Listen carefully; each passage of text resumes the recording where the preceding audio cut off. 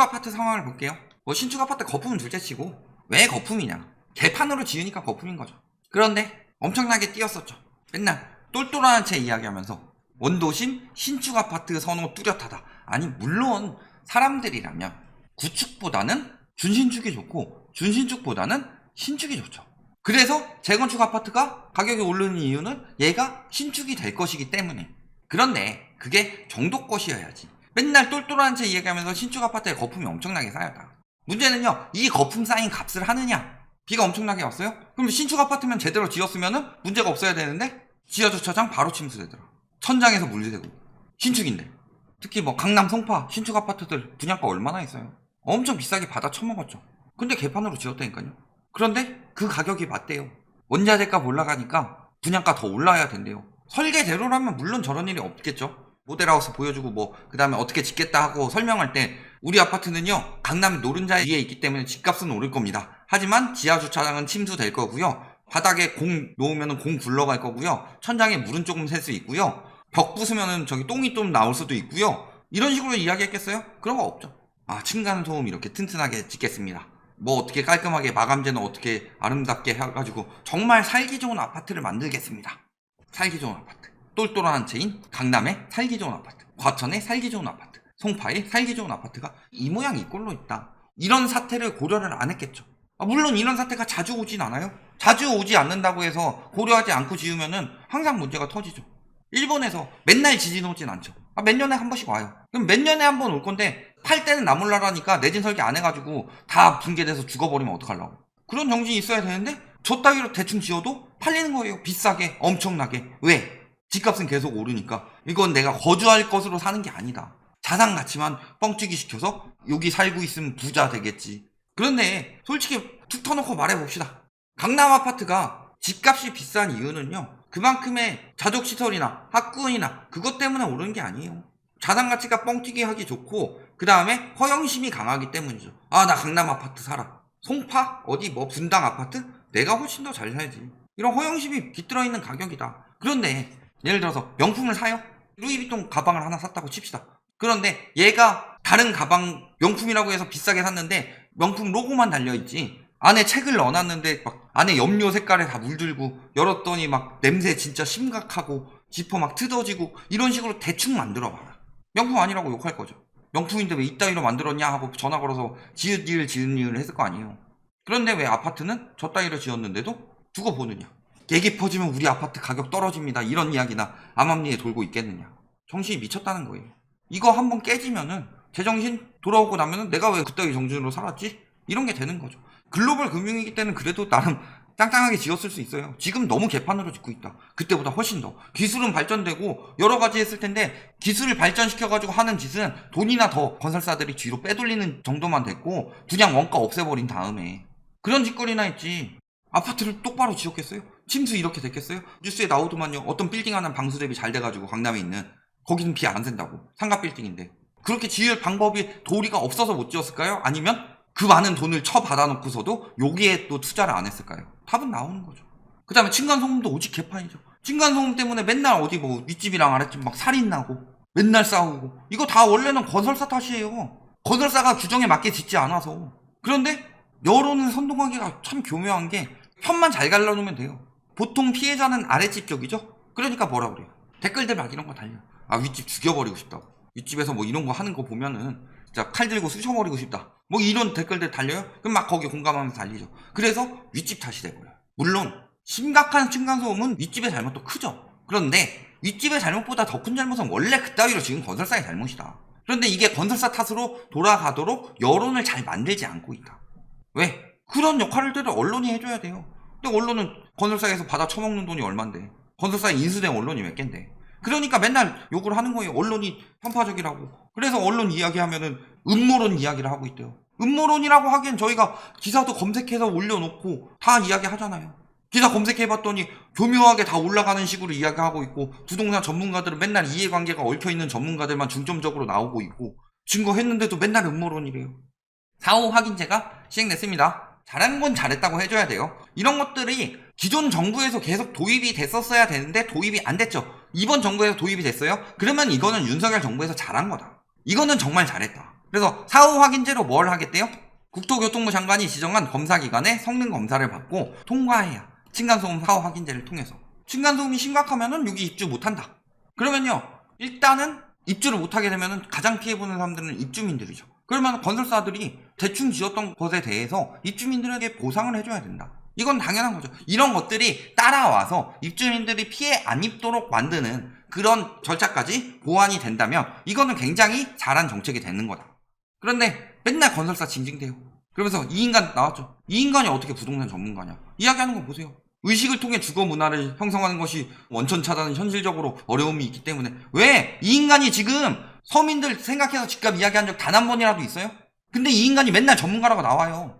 말하는 거 보세요. 말하는 거. 층간소음은 의식을 통해서 주거 문화를 형성해야 된다. 윗집에서 조심해야 된다. 집은 편안하고 있는 건데 기본적으로 아무리 편하게 다녀도 밑에서 소리가 들리는 건데 이게 원천 차단 이야기를 하고 있어요. 여기서 앞에 다시 가볼까요?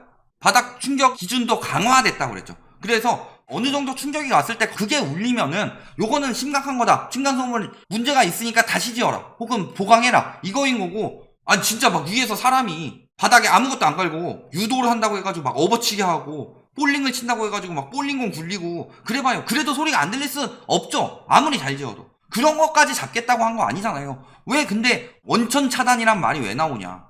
건설사 따까리니까 건설사들이 우리에게 무조건 이득이 되는 이야기를 해주세요 라고 해가지고 만든 저기 연구소나 막 이런 데에서 하고 있으니까. 그런데 이 사람이 대학에서 교수를 하고 있어요. 대학 부동산학과 교수들은 뭐 하는 인간들이냐. 다 이런 데서 얽혀가지고 이득 챙기는 그런 인간들만 모였다. 그런 사람들을 맨날 전문가라고 인터뷰를 하고 있다. 재시공 안 하고 배상으로 끝내래요. 배상 금액에 대해서 엄청나게 책정을 해줘야죠. 그 이상으로. 예를 들어서 층간소음 그거 차단 안 해가지고 한 1,000억 정도 띄워 먹어서 원래는 이 정도가 돼야 되는데 안 좋은 걸 써서 한 1,000억 정도 했다. 그러면 2배로 배상하게 만들어야지. 이런 것들이 뒷받침이 돼야 된다. 제대로 도입되기 위해서는. 그래서 요게 그냥 종이 호랑이 정책이 될 것이냐 아니면 제대로 된 정책이 될 것이냐는 그에 따른 처벌이나 배상이 어느 정도까지 가느냐 요거를 충분히 고려해서 그 뒤에 법안까지 후속 조치도 나와야만 된다. 그리고요, 지들이 불가한 게 아니다. 다 이런 식으로 처먹어서 그래요.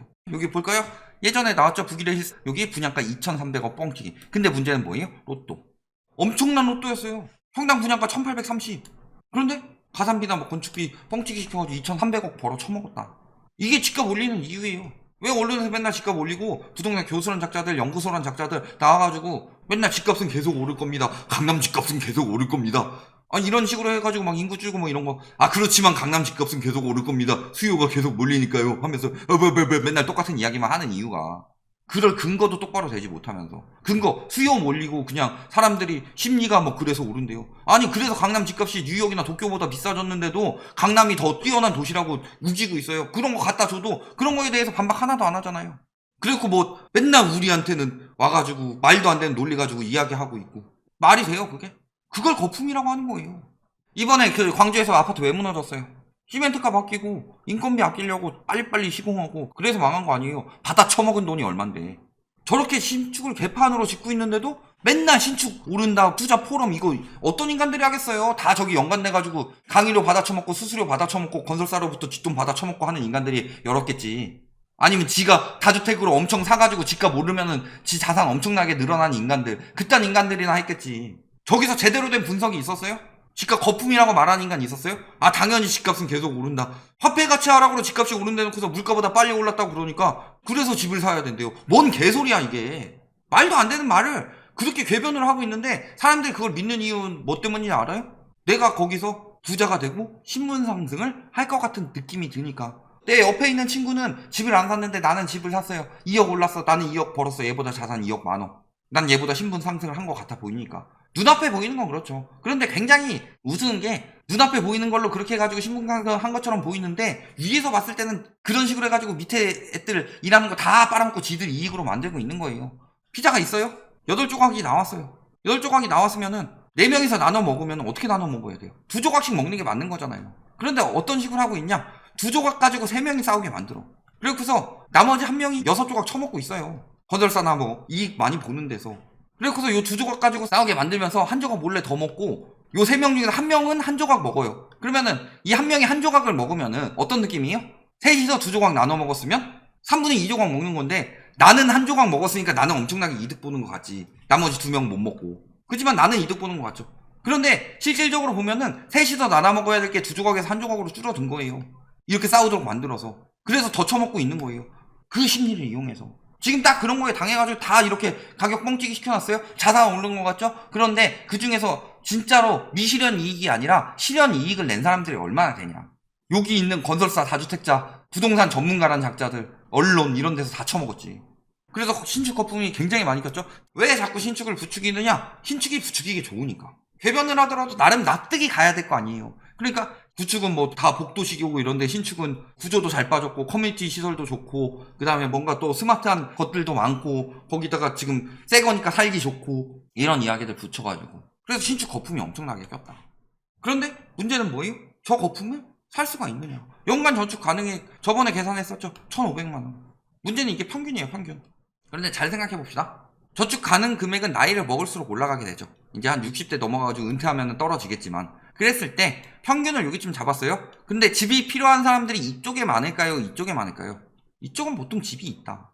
그럼 이거보다 더 저축이 불가능한 사람들이 요것도 저축을 못하는 사람들이 대부분 집을 사야 할 수요인데 이렇게 집값 올려놓고 어떻게 사느냐. 거기다가 대출 DSR 3단계 적용됐죠.